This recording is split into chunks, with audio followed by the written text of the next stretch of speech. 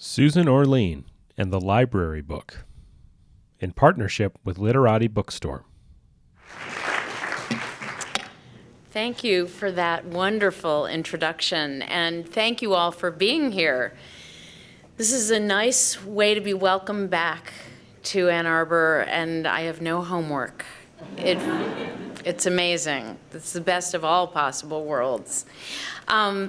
I'm excited to be here to talk to you about this book and to take your questions, tell you a little bit about why I wrote it and what it's meant to me, and a little bit of the backstory of the book.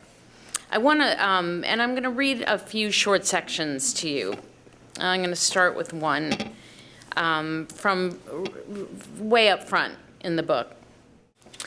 I grew up in libraries, or at least it feels that way. I was raised in the suburbs of Cleveland, just a few blocks from the brick-faced Bertram Woods branch of the Shaker Heights Public Library System.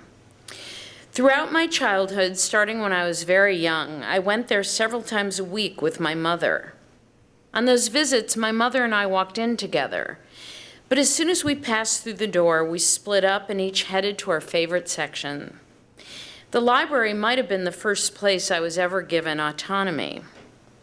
Even when I was maybe 4 or 5 years old, I was allowed to head off on my own. Then, after a while, my mother and I reunited at the checkout counter with our finds. Together, we waited as the librarian at the counter pulled out the date card and stamped it with the checkout machine, that giant fist thumping the card with a loud chunk chunk, printing a crooked due date underneath a score of previous crooked due dates that belonged to other people, other times. Our visits to the library were never long enough for me. The place was so bountiful. I loved wandering among the bookshelves, scanning the spines until something happened to catch my eye. Those visits were dreamy, frictionless interludes that promised I would leave richer than I arrived. It wasn't like going to a store with my mom, which guaranteed a tug of war between what I wanted and what my mother was willing to buy me. In the library, I could have anything I wanted. After we checked out, I loved being in the car and having all the books we'd gotten stacked on my lap, pressing me under their solid, warm weight, their mylar covers sticking a bit to my thighs. It was such a thrill leaving a place with things you hadn't paid for. Such a thrill anticipating the new books we would read. On the ride home, my mom and I talked about the order in which we were going to read our books, and how long until they had to be returned. A conversation in which we decided how to pace ourselves through this charmed, evanescent period of grace until the books were due. We both thought all of the librarians at the Bertram Woods Branch Library were beautiful. For a few minutes, we would discuss their beauty. My mother then always mentioned that if she could have chosen any profession at all, she would have chosen to be a librarian. And the car would grow silent for a moment as we both considered what an amazing thing that would have been. When I was older, I usually walked to the library myself, lugging back as many books as I could carry. Occasionally, I did go with my mother, and the trip would be as enchanted as it was when I was small. Even when I was in my last year of high school and could drive myself to the library, my mother and I still went together now and then, and the trip unfolded exactly as it did when I was a child, with all the same beats and pauses and comments and reveries, the same perfect pensive rhythm we followed so many times before. When I miss my mother these days, now that she is gone, I like to picture us in the car together, going for one more magnificent trip to Bertram Woods. So how did I end up writing a book about libraries?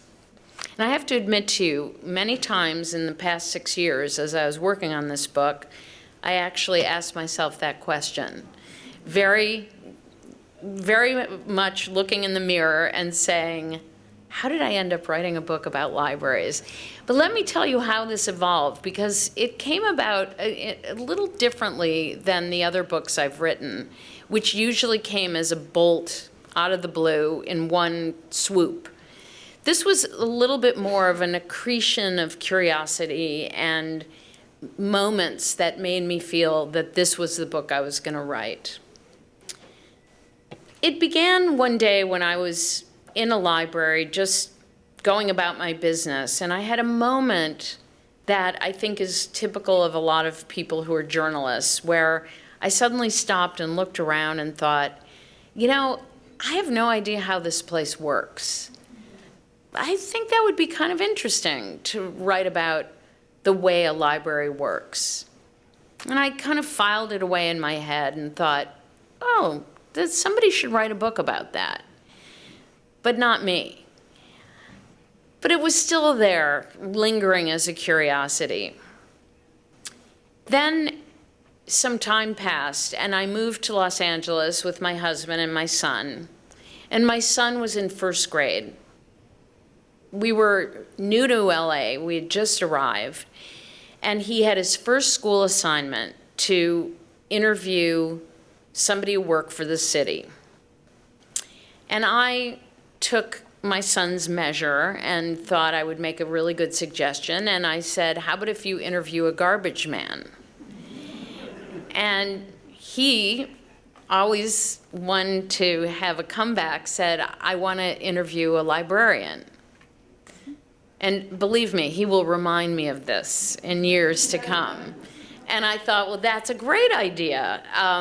Well, the first thing we had to do was find out where the closest branch was, because we were that new to LA. I had no idea where the library was. We looked it up, got in the car, and started driving. And it occurred to me that the distance was just about as far as the Bertram Woods Branch Library had been from my childhood home.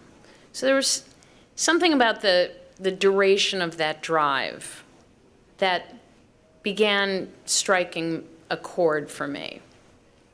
And the Studio City Branch Library, which was our branch, doesn't look anything like the Bertram Woods Branch Library that I grew up going to. But the minute we walked in the door, me and my son, I was struck, almost speechless. Something about the quality of the place, the smell of it, the look of it, the sound of it, the aura of it, reminded me exactly of the Bertram Woods Branch Library, and I felt like I was being fired out of a cannon backward in time.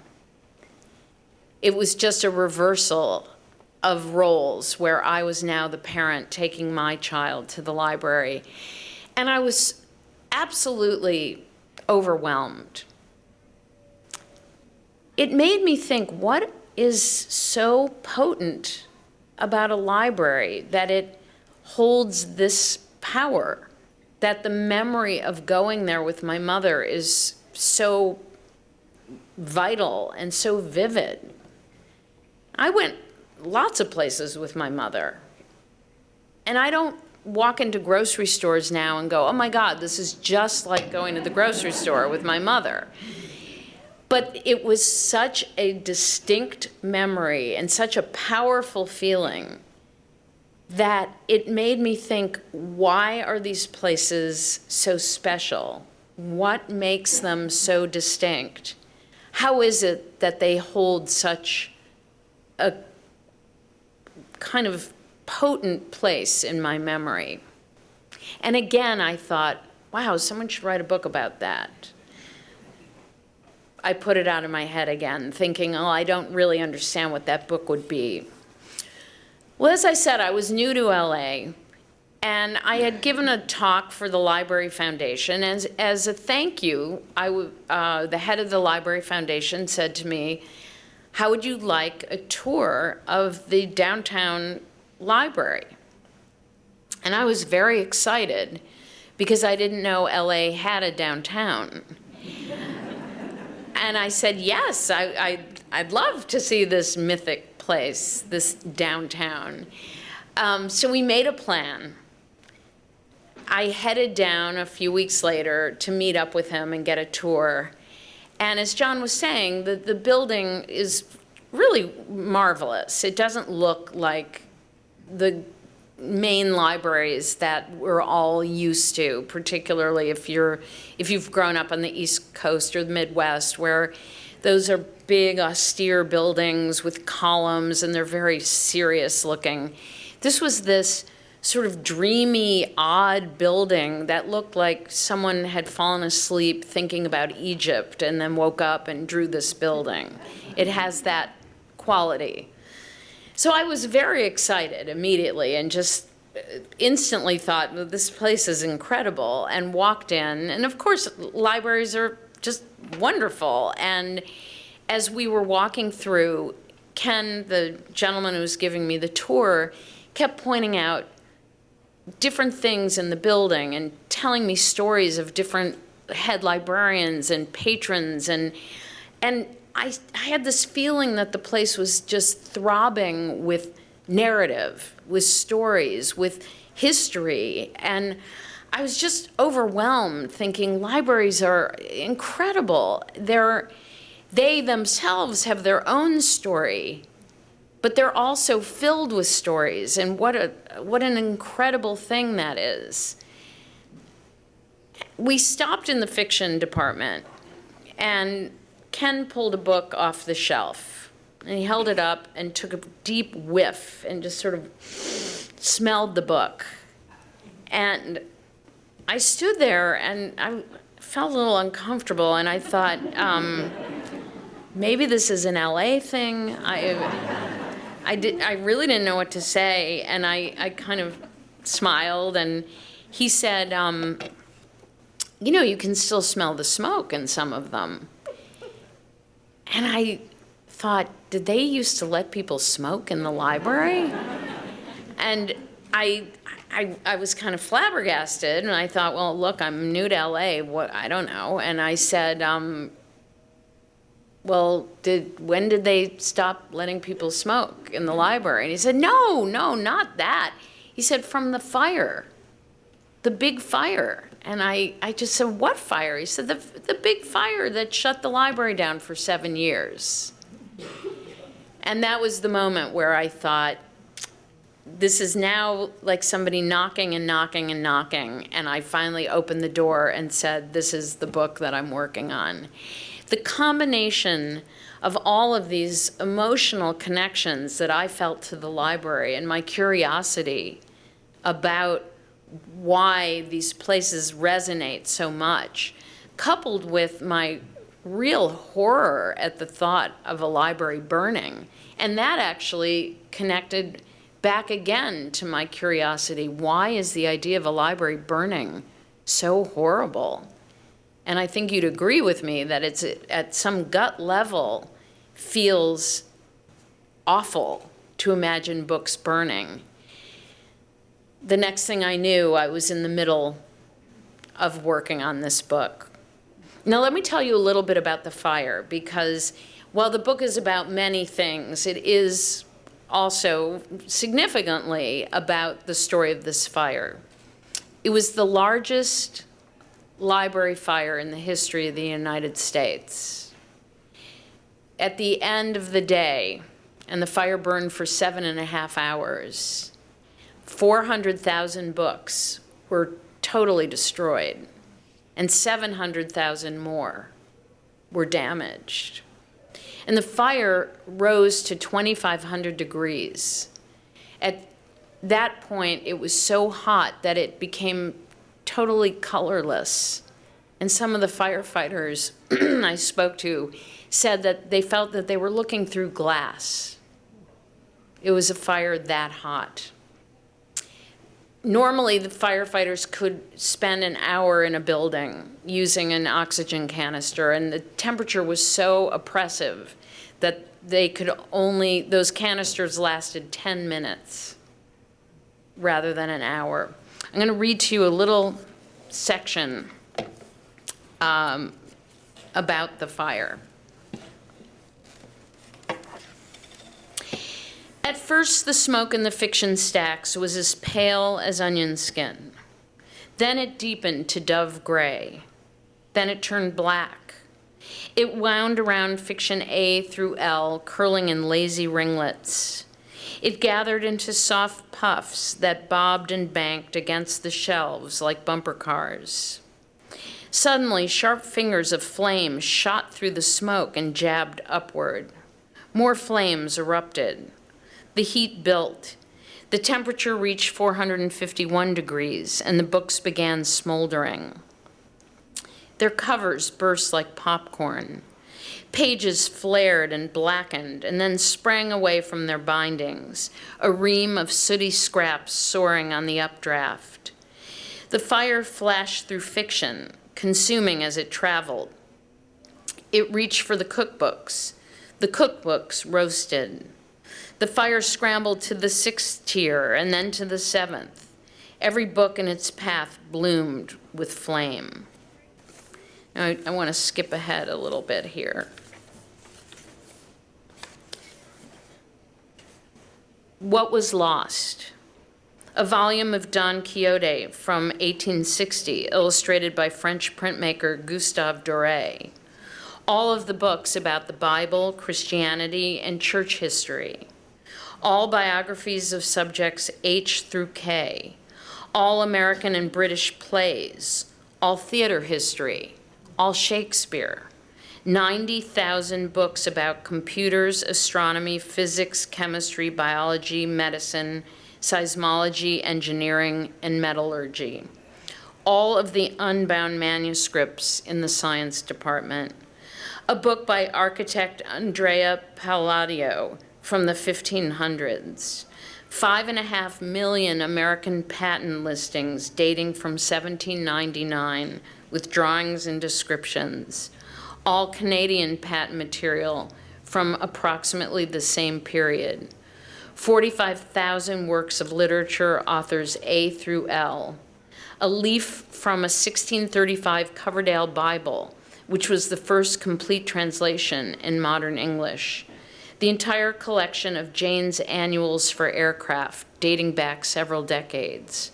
9,000 business books, 6,000 magazines, 18,000 social science books, a first edition of Fanny Farmer's Boston Cooking School cookbook from 1896, 12,000 cookbooks, including 6 books of popcorn recipes.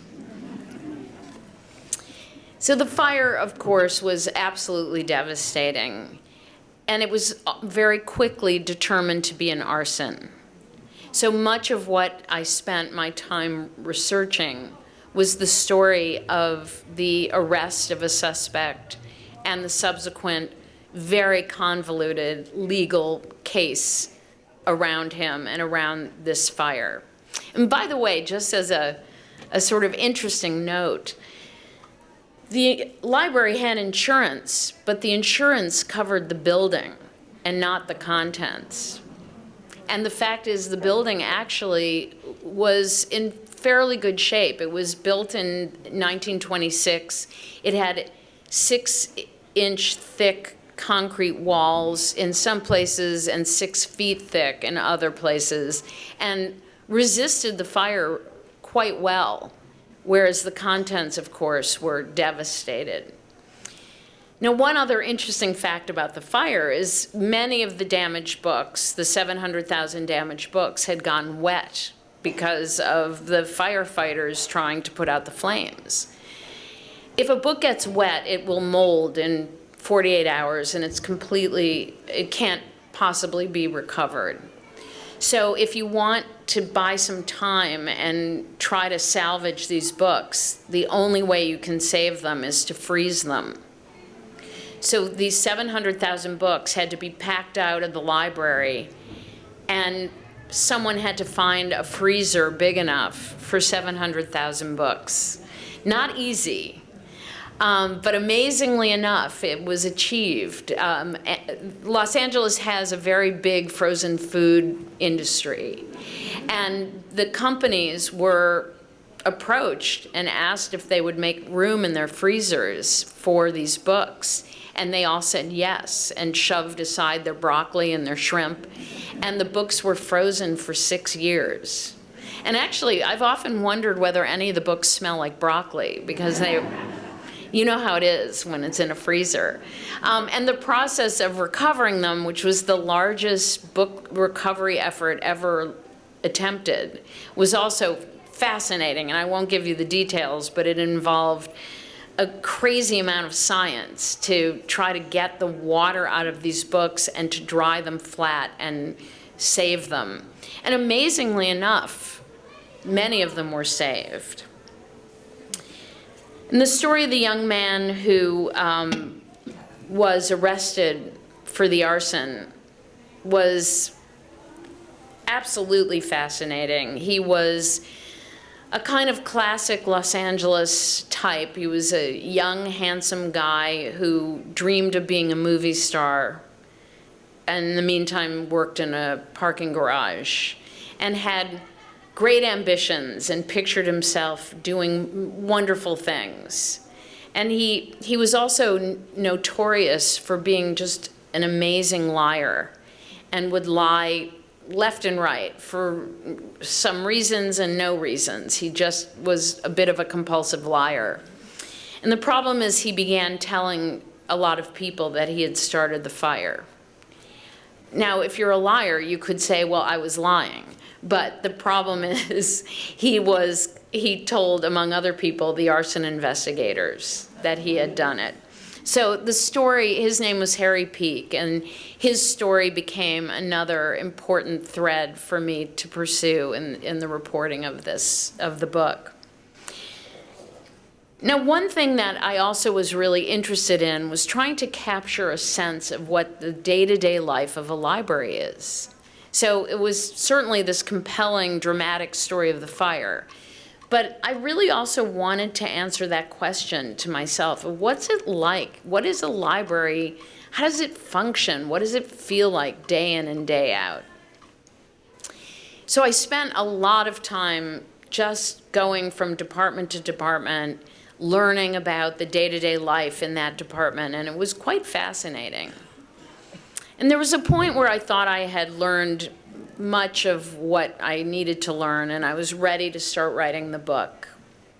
And I had that experience that, as a journalist, I look at with a mixture of delight and horror. And that is, I had thought, all right, I'm done. I've seen everything and can roll up my sleeves now and start writing. And this was like in the 3rd year of my work on the book. And one day, one of the librarians said to me, we were chatting, and suddenly this look crossed her face. And she said, you know, I think there are some boxes. And I thought, no.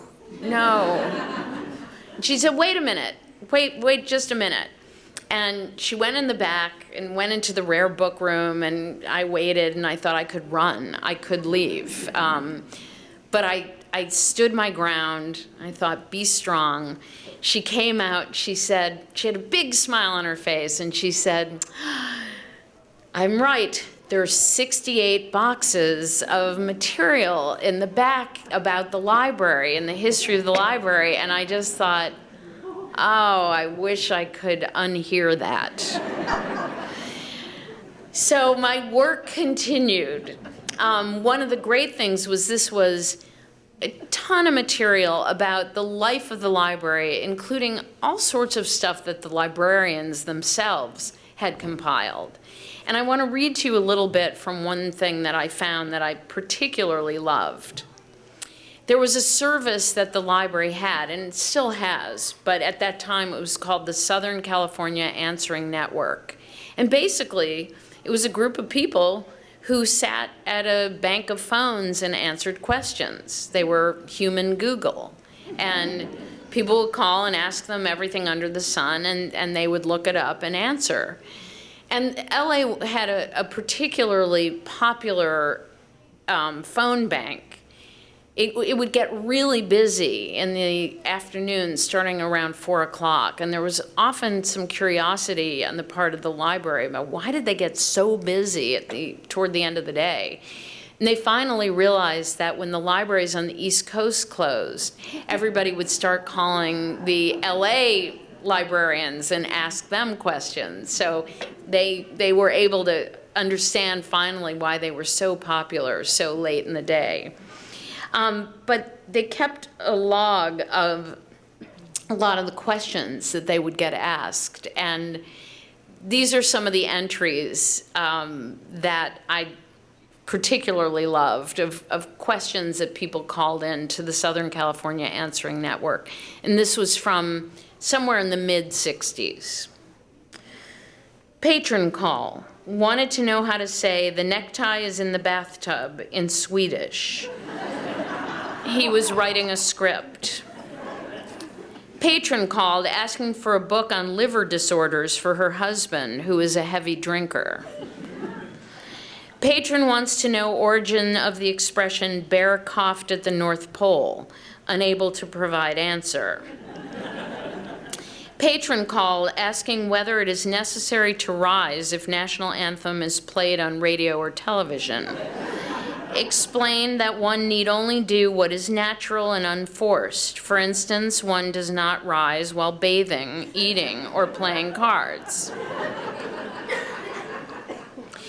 Patron is a writer in Hebrew, wanted to create a pun between the word for Zion and the word for penis. We couldn't find a term for penis, but the word copulate is mitzion, which helped her make a pun with Zion. Patron inquiring whether Perry Mason's Secretary Della Street is named after a street, and or whether there is a real street named Della Street. And my personal favorite, Patron asked for help writing inscription for father's tombstone. So I guess you can get anything you want in the library.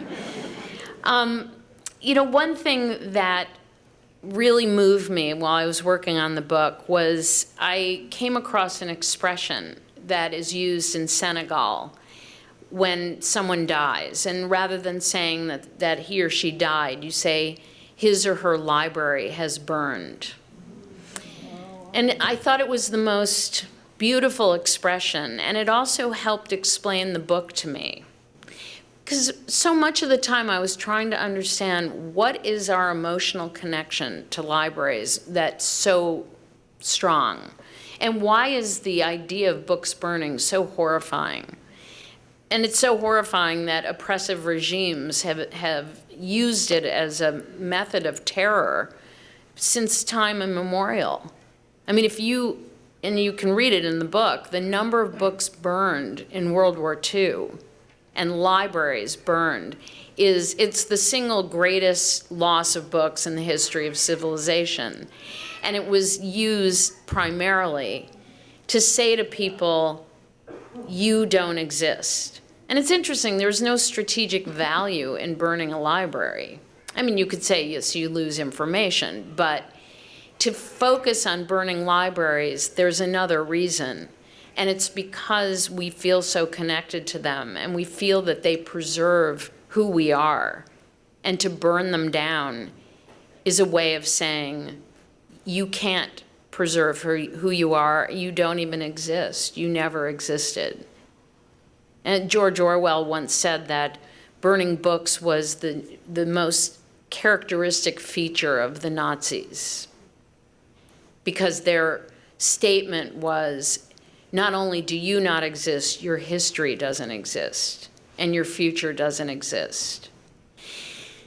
So hearing that expression made me realize that our connection to libraries and books is something beyond the obvious. They feel like an extension of ourselves, that everything that our culture has thought of, has learned, has dreamed about, has created, has fantasized about, it's all preserved in the library. And the library does what we can't do, which is it lives on and on, whereas our libraries burn down, our internal libraries. And each of us, in a sense, has our own private library, our own set of volumes of stories and vignettes and memories. And that's where it began making sense to me, that libraries, in a way, replicate what we have inside of ourselves, this collection of information that defines who we are, who we've been, who we dream of being, what we've accomplished, what we fantasize about accomplishing, the stories we tell. And this became increasingly meaningful to me because I began this book having this experience of remembering going to the library with my mother. And when I began the book, I called my mom and I told her that I was going to write a book about libraries. And like all mothers, she took complete credit for it. And she said, you know, I think I'm the one who first took you to the library. And I said, you know, you're right. It's your book. And she was very happy to hear that. Soon after, she was diagnosed with dementia. And so over the course of writing the book, I saw her library burning down. And as I witnessed her losing her memories, and how much it felt like this actual physical loss of information, of who she was, of things we'd shared together, it made me appreciate that libraries do that which we can't do, which is to keep things forever, eternally. So I just want to read to you a little bit from the end of the book. I went to the library late one day, just before closing time, when the light outside was already dusky and the place was sleepy and slow. The library is so big that when the crowds thin out, it can feel very private, almost like a secret place, and the space is so enveloping that you have no sense of the world outside. I went down to the history department, and then I roamed from department to department, just strolling through, and crossed the beautiful hollow rotunda, a gorgeous surprise every time I entered it, and then went up the wide lap of the back staircase where the Statue of Civilization stared at me as I made my way. The silence was more soothing than solemn. A library is a good place to soften solitude, a place where you feel part of a conversation that has gone on for hundreds and hundreds of years, even when you're all alone. The library is a whispering post. You don't need to take a book off a shelf to know there is a voice inside that is waiting to speak to you. And behind that was someone who truly believed that if he or she spoke, someone would listen. It was that affirmation that always amazed me. Even the oddest, most particular book was written with that kind of crazy courage, the writer's belief that someone would find his or her book important to read. I was struck by how precious and foolish and brave that belief is, and how necessary and how full of hope it is to collect these books and manuscripts and preserve them. It declares that all these stories matter, and so does every effort to create something that connects us to one another and to our past and to what is still to come. I realized that this entire time learning about the library, I had been convincing myself that my hope to tell a long-lasting story, to create something that endured, to be alive somehow, as long as someone would read my books, was what drove me on, story after story. It was my lifeline, my passion, my way to understand who I was. I thought about my mother, who died when I was halfway done with this book, and I knew how pleased she would have been to see me in the library. And I was able to use that thought to transport myself for a split second to a time when I was young and she was in the moment, alert and tender, with years ahead of her. And she was beaming at me as I toddled to the checkout counter with an armload of books. I knew that if we had come here together to this enchanted place of stucco and statuary and all the stories in the world for us to have, she would have reminded me just about now that if she could have had chosen any profession in the world, she would have been a librarian. I looked around the room at the few people scattered here and there. Some were leaning into books, and a few were just resting, having a private moment in a public place, and I felt buoyed by being here. This is why I wanted to write this book, to tell about a place I love that doesn't belong to me, but feels like it is mine, and how that feels marvelous and exceptional. All the things that are wrong in the world seem conquered by a library's simple, unspoken promise. Here I am, please tell me your story. Here is my story, please listen. The security guards began arranging chairs and straightening tables while calling out, 4 minutes to closing. The few of us snapped our books shut and swept our belongings together and headed upstairs. In the checkout line, a heavy-set man with 3 books under his arm began a jiggling, hip-wagging dance, and people stepped around him carefully on their way out the door. Thank you very much. This program was recorded on November 8th, 2018, at the Ann Arbor District Library.